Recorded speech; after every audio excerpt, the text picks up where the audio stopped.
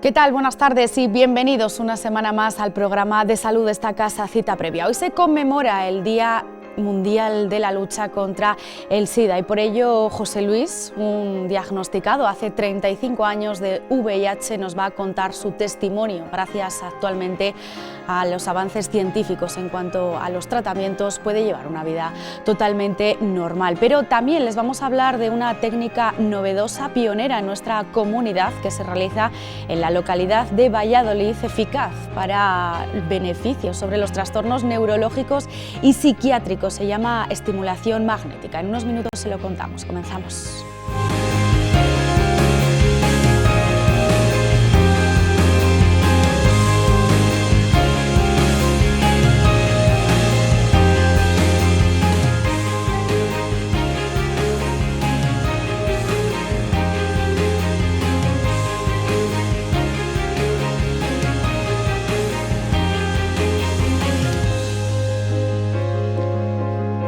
El pasado año en Burgos se diagnosticaron 8 nuevos casos de VIH. El Comité Antisida espera acabar y erradicar esta enfermedad dentro de 10 años, en el 2003.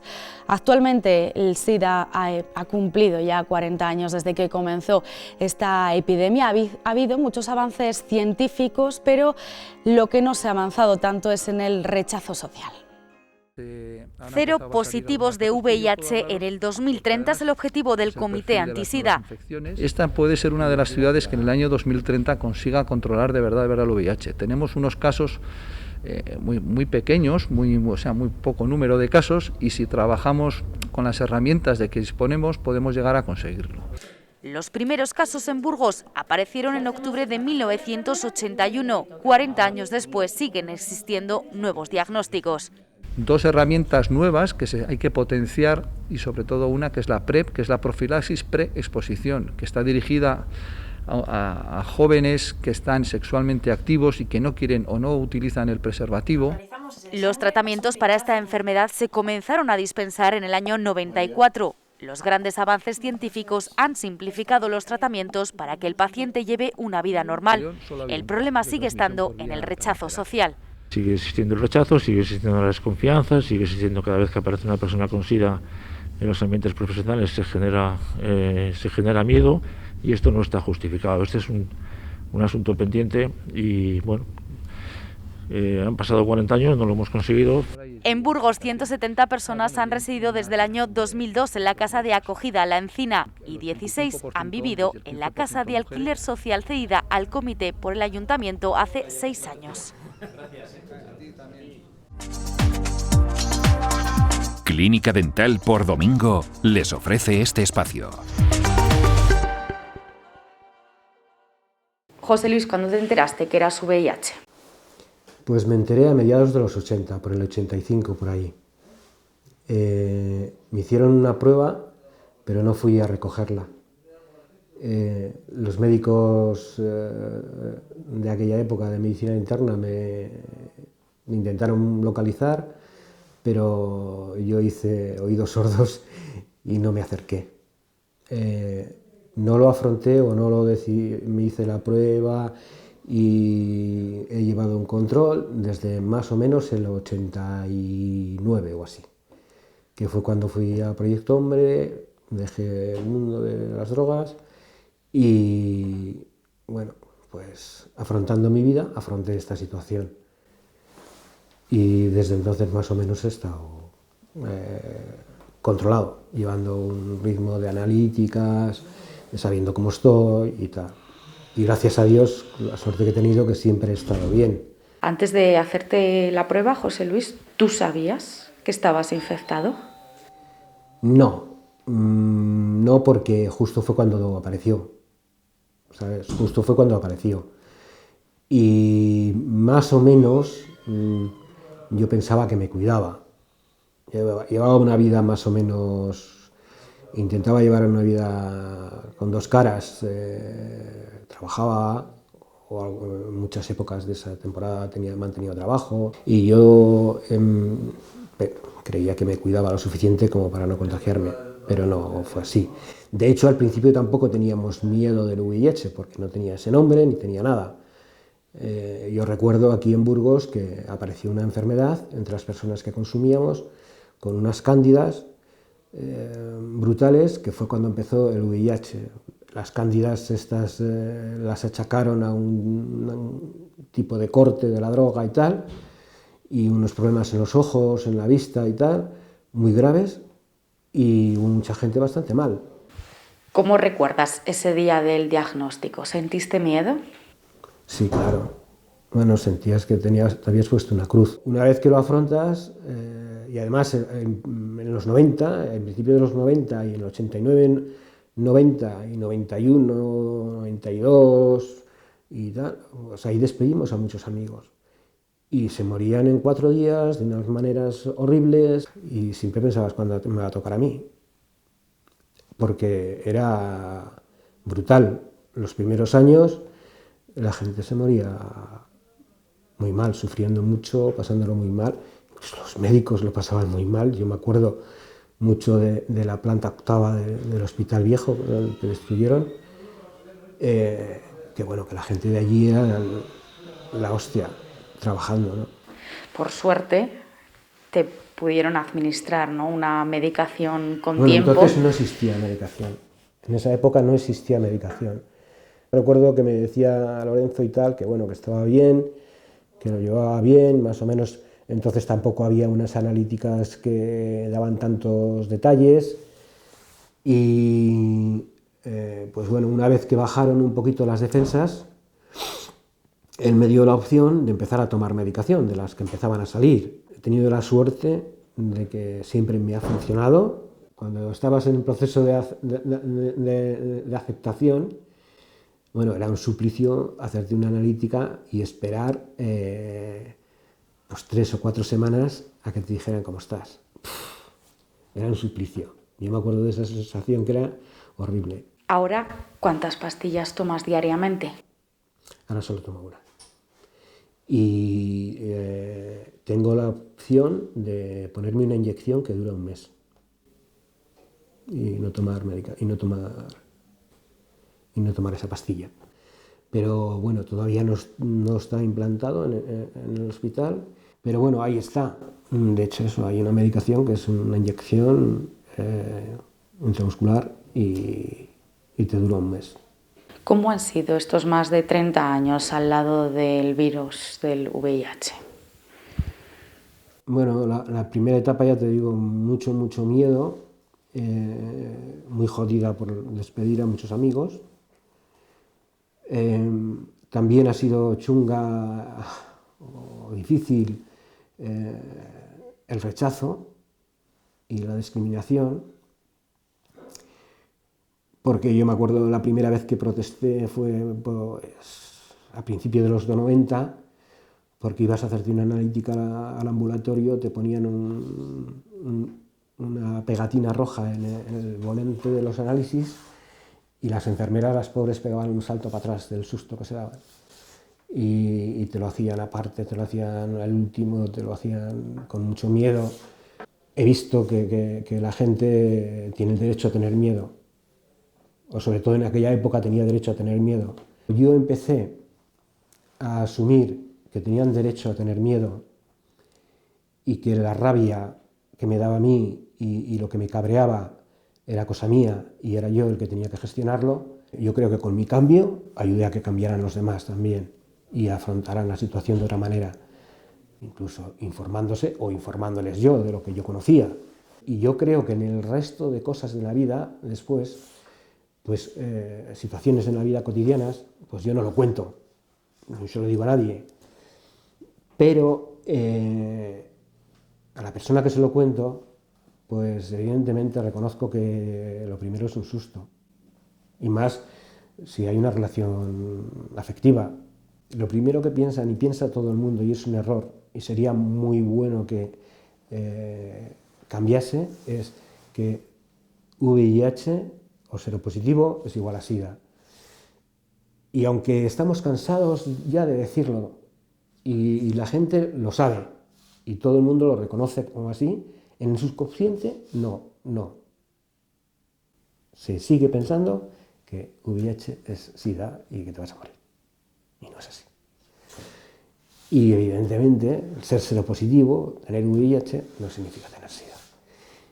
Y es difícil que eso del subconsciente de la gente, sobre todo de la gente, yo creo, un poquito más mayor, un poquito más ya... no los chavales jóvenes, que los chavales jóvenes, el problema que tienen hoy en día es que piensan que no existe. Y lo jodido es que sí que existe. Y todos los días se contagia gente. Sigue habiendo muchos mitos, ¿no?, con respecto al VIH. No sé si te has encontrado en alguna situación, relación afectiva o de amigos, que te haya sorprendido, ¿no? No he vivido en esas situaciones, desagradables o de rechazo y tal, ¿no? No las he vivido, efectivamente no las he vivido. Afortunadamente, el grupo de personas del que me rodeo, estoy orgulloso de ella, y todos los que lo saben lo viven de una manera muy, muy, muy sana. Y eso me ayuda mucho también a mí, evidentemente. ¿Tienes que vivir o no constantemente con ese miedo a que te descubran que tienes VIH? No me da miedo. No me da miedo. Me da más reparo, por ejemplo, ponerme frente a las cámaras y reconocer que soy seropositivo, por mi familia, mi entorno, más tal, que ellos pueden, ante lo que les pueda llegar de fuera, pues no lo van a gestionar de la misma manera que lo gestiono yo, porque yo llevo casi 40 años con ello y lo tengo más asumido, ¿no? Pero más que nada es por ellos, no, por mí no. Yo no tengo miedo de decir a una persona que soy seropositiva y me rechace, o se asuste. No tengo miedo a eso, lo acepto y nada más. El problema realmente lo tiene él. Pues José Luis, muchísimas gracias por habernos contado tu experiencia y haberte abierto a las cámaras de televisión. Gracias. Gracias a vosotros. Por Domingo Clínica Dental. Especialistas en salud y estética dental con más de 20 años de experiencia en Burgos. Ofrecemos soluciones integrales personalizadas a través de implantes, periodoncia, tratamiento de encías, ortodoncia y estética dental, buscando la solución más conservadora y menos invasiva. Por Domingo Clínica Dental. Sonrisas por Domingo. Les vamos a hablar de la estimulación magnética transcraneal. Es un tratamiento eficaz, pionero además en la comunidad, y se realiza en una clínica de Valladolid. Es eficaz sobre todo para algunos trastornos neurológicos y psiquiátricos. Vamos a hablar con los psiquiatras, médicos psiquiatras que realizan este tratamiento allí en Valladolid. Están con nosotros Juan Carlos Fiorini. Buenas tardes, ¿qué tal? Buenas tardes, Verónica. Y Rafael Rodríguez, buenas tardes. Sois los responsables de esta técnica, además, que está revolucionando y que tiene buenos beneficios, que ahora en unos minutitos nos lo vais a contar. Es la única clínica que lo realiza en la comunidad, aunque es un tratamiento que ha sido totalmente aprobado para su uso terapéutico en depresiones en países como Estados Unidos, Canadá, Israel y la Comunidad Económica Europea. ¿Qué es este tratamiento, la estimulación magnética transcraneal? Bueno, Verónica, la estimulación magnética transcraneal es una técnica biológica de modulación cerebral no invasiva. Esto quiere decir, es un procedimiento que utilizamos los sanitarios, en este caso los psiquiatras, neurólogos y neurofisiólogos también lo utilizan, para poder conseguir cambios a nivel de la corteza cerebral y zonas más profundas del cerebro, y así con una modulación poder atenuar los síntomas, disminuirlos y mejorar la clínica y la calidad de vida de las personas. ¿En qué consiste el equipo? El paciente, pues un poco cómo es el seguimiento. Va a consulta, me imagino que se le realiza, ¿no?, una sesión personalizada para posteriormente realizarle el tratamiento. Correcto, así es. Inicialmente se realiza una consulta en la que se explora al paciente, se le explica lo que es la técnica en sí misma y, bueno, se extraen los antecedentes médicos, digamos, para comprobar que esa persona es apta para realizar esta técnica. Inicialmente realizamos una consulta previa antes de empezar el tratamiento, se firman los consentimientos, vemos que no hay ninguna contraindicación para poder realizar esta técnica y posteriormente ya los citamos para las sesiones. ¿Cómo son las sesiones? ¿Qué es lo que se le hace al paciente? Las sesiones se programan en dos fases. Una primera que es la fase de inducción, son sesiones en torno a unos 20 minutos de duración cada una. El paciente todo el tiempo, hay que señalar que está despierto, interactúa con los profesionales y, bueno, estas sesiones se programan durante esos 20 o 30 minutos y en un número de unas 20 sesiones de inducción. Algunos pacientes requieren en algún momento posterior unas sesiones de mantenimiento. El tratamiento lo vamos programando de forma individualizada con el paciente, buscamos el lugar a estimular con un tipo de onda específico, un impulso que va a ser o bien activador o bien inhibidor. Y según la clínica del paciente, localizamos los puntos de estimulación. También según el paciente y la situación de esta persona en un momento dado, el umbral, es decir, el tipo de energía que necesita ese estímulo, vamos a ir ajustándolo en función de sus situaciones personales y también lo vamos a ir calibrando. ¿Y qué es lo que siente el paciente en esos 20 minutos? Inicialmente el paciente, bueno, pues tenemos una sala específica con un sillón específico para realizar esta técnica. Se coloca la bobina, que es la productora de las ondas magnéticas, y lo que siente el paciente fundamentalmente pues son dos cosas. Por un lado, siente una especie de cosquilleo en el lugar donde se producen, digamos, las ondas magnéticas. Es como una sensación como un cosquilleo. Y por otro lado, siente el sonido, ¿no?, de la propia máquina, que son como, los pulsos son repetidos. Y algunos pacientes comparan este sonido con el traqueteo de una máquina de coser. Fundamentalmente siente eso, no siente dolor, el paciente está despierto en todo momento. De hecho, asociamos habitualmente pues vídeos relajantes. Tenemos una pantalla que el paciente puede ver y escuchar a la vez que está recibiendo el tratamiento y está despierto en todo momento, y el dolor no se siente con la técnica. Está indicado para trastornos neurológicos y psiquiátricos, pero ¿qué tipo de diagnóstico? Es decir, ¿quién puede acudir a esta consulta? Principalmente las indicaciones aprobadas en este momento son para trastorno depresivo mayor resistente, para el trastorno obsesivo compulsivo, también resistente a tratamiento, para tratar las adicciones.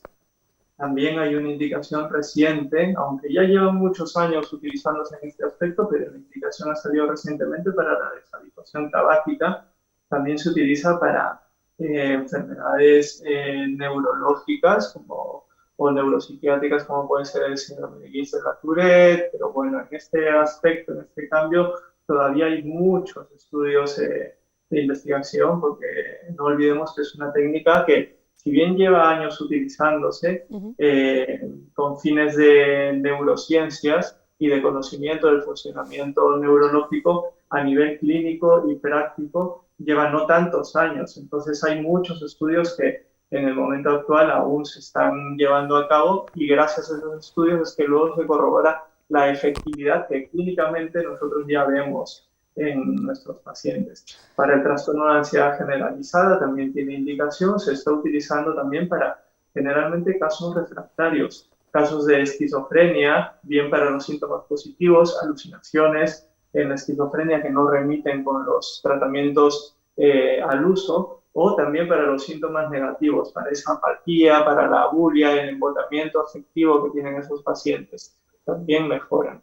Y bueno, y en neurorehabilitación post-ictus, pacientes que han tenido un ictus, también se utiliza este novedoso tratamiento en lo que es la neurorehabilitación, con muy buenos resultados. Otro campo también en el que se utiliza con buenos resultados es el dolor crónico. El dolor crónico se ha visto que en pacientes que no mejoran con otros tratamientos, pues bueno, pues mejora la sensación de dolor. Y hay bastantes estudios en fibromialgia que demuestran también que unas sesiones mantenidas, bueno, pues disminuyen esa sensación de dolor y aumentan el ánimo en estos pacientes que tienen ese sufrimiento. ¿Y cuándo se ven esos resultados? Por regla general, según dicen los estudios y bajo nuestra experiencia, digamos, los resultados son un poquito más rápidos que los propios medicamentos que se utilizan para la depresión. Es decir, que en unos 15 días aproximadamente ya se empiezan a notar los efectos beneficiosos. Es verdad que, bueno, que cada persona es diferente y estamos observando que hay personas que ya desde las primeras sesiones sienten sobre todo un alivio de la ansiedad, que disminuye un poco la tensión interna, están más relajados y desde la primera, segunda sesión esos efectos beneficiosos y positivos. Es decir, el paciente, por lo tanto, por ejemplo, si tiene un trastorno de salud mental, como puede ser la ansiedad o la depresión, ¿no tiene que complementarlo con un tratamiento farmacológico? Inicialmente, el tratamiento de estimulación es un tratamiento complementario, es decir, donde hay más estudios es en pacientes que sobre todo han fallado a algunos fármacos, a psicofármacos. No obstante, en ciertas situaciones especiales o si el paciente o las personas, por lo que sea, no pueden tomar medicamentos o no quieren tomar medicamentos, que también nos encontramos con personas que no quieren tomar medicación o por sus profesiones, digamos, tratan de evitar tomar esos medicamentos, pues inicialmente pues eligen esta técnica para tratar estos problemas de salud. Pues Juan Carlos, Rafael, hemos hecho una pincelada, ¿no?, de lo que es este tratamiento tan novedoso, pero bueno, pues puede ser que mucha gente le esté, ¿no?, interesando, tal vez preguntaros. La clínica está en Valladolid, se pueden poner en contacto con vosotros para, bueno, pues consultar, ¿no?, su problema y saber, ¿no?, si puede ser eficaz. Así es, Verónica, efectivamente se pueden poner en contacto con nosotros y gracias por poder difundir, ¿no? En la comunidad somos el único centro que puede en este momento brindar esta alternativa terapéutica a tantas personas que estamos viendo que no tienen otra alternativa para paliar los síntomas y mejorar su clínica. Pues muchísimas gracias por atendernos. Muchísimas gracias a vosotros. Gracias a ti. Hasta luego. Vamos a ver ahora otra noticia y es sobre el abuso de los antibióticos. Está detrás de la aparición de microorganismos resistentes hacia estos fármacos. Para tratar de solucionarlo, lo que actualmente se necesita es concienciar por parte de profesionales sanitarios y pacientes. El descubrimiento de la penicilina y su aplicación a partir de la década de 1940 supuso una revolución para atajar las infecciones, pero el abuso de los antibióticos nos está llevando a una situación límite. Estamos empezando a ver infecciones en atención primaria que no nos responden bien a los antibióticos de primera línea. Para atajar el problema hay que abordarlo desde un punto de vista global, lo que se conoce como perspectiva One Health. Hay que actuar ya y pronto y de una manera coordinada. Y sí que algo que hemos aprendido es que tenemos que trabajar juntos, los profesionales del ámbito humano, del ámbito animal y también de los profesionales en el ámbito del medio ambiente. Un primer paso se dio al prohibir su venta sin receta médica. Ahora el reto es concienciar a los profesionales, que en muchos casos se ven desbordados por la sobrecarga de trabajo.